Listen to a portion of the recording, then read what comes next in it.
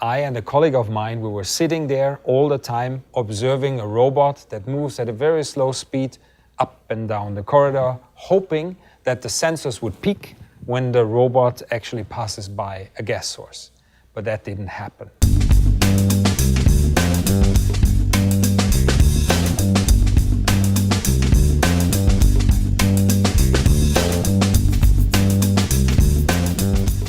I studied physics and then I moved towards computer science, robotics, and today I'm professor in computer science at Örebro University. What we see here is a number of our beloved robots, and here especially we see Gasbot. The robot can do something with its nose that is of direct interest for a civil use. Here, to find methane on a landfill site, methane leaks. In order to find out whether this is possible or not, I made an experiment where the robot was passing by a gas source, and I hoped that the sensors would peak when it passes by.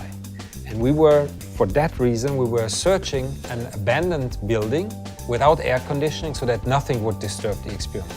And I drove the robot very slowly past a gas source, and it didn't respond as I wanted it to be.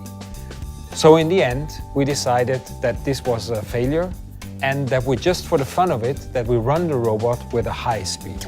And it worked. In the process of understanding why that is, I developed a whole research direction, which now a team with several researchers from all over the world here at Örebro working.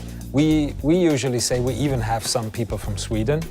It is very important that you allow failure to happen, so that you design what you do in an open-ended approach. So you want to run an experiment, and this experiment can fail. The failure in this case is important because it tells you as much as success about possible solutions. When you study here at Örebro University, you often study with young teachers who have been in research recently or are very active still in research. So they are kind of at the forefront of knowledge in terms of robotics, for example. Since it's a new university, all those programs, or many programs, are developed newly from scratch.